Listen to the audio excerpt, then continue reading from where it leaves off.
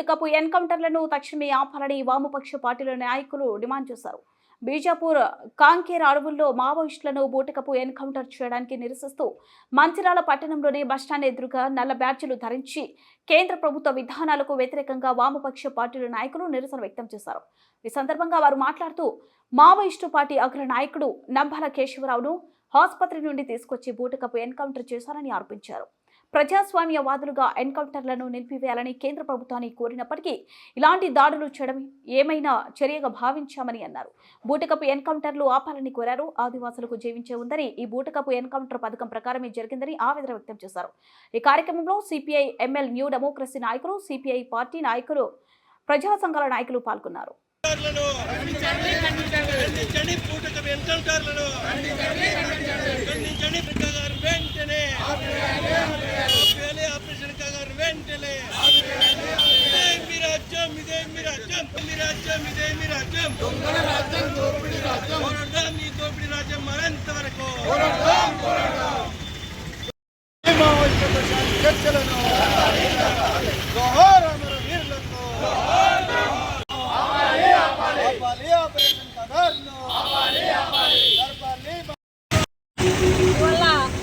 ఛత్తీస్గఢ్, అబూజ్మడ్, నారాయణపూర్ అడవులలో మొత్తం కూడా రక్తం ఏరులై పారుతూ ఉంది. భారతదేశ వ్యాప్తంగా 16 నెలల నుంచి భారతదేశంలో ఒక హత్యాకాండ కొనసాగుతూ ఉంది. ఒక మారణ హోమం కొనసాగిస్తూ ఉంది ఈ బీజేపీ ఫాసిస్ట్ ప్రభుత్వము.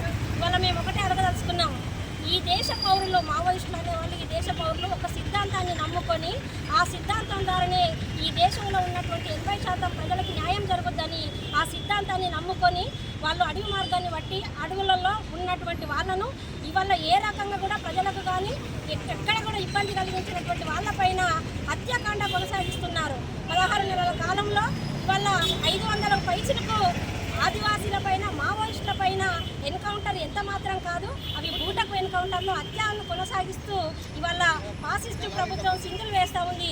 ఒకటే చెప్తా ఉన్నాము, ఇవాళ 2025 మార్చి కల్లా నక్సలిజాన్ని అంతమొందిద్దామని ఏదైతే అమిత్ షా కలలు అంటున్నాడో ఇవి కలలుగానే మిగిలిపోతాయి. ఎందుకంటే ఎక్కడైనా ప్రపంచంలో మొత్తము అసమానతలు, ఆకలి, దారిద్ర్యం, పీడన ఉన్నంత కాలము నక్సలిజం అనేది ఉంటుంది.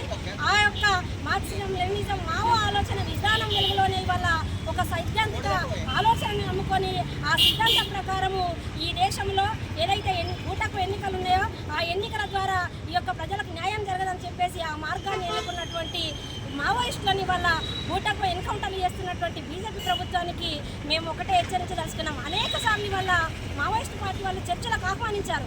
కానీ ఏ రోజు కూడా చర్చలకు ఆహ్వానించకుండా ఏకదాటిగా దాడులు చేస్తూ అడవిని మొత్తం జల్లడబడుతూ ఇవాళ ఆసుపత్రుల్లో వైద్యం తీసుకుంటున్నటువంటి వాళ్ళని కూడా పట్టుకొచ్చి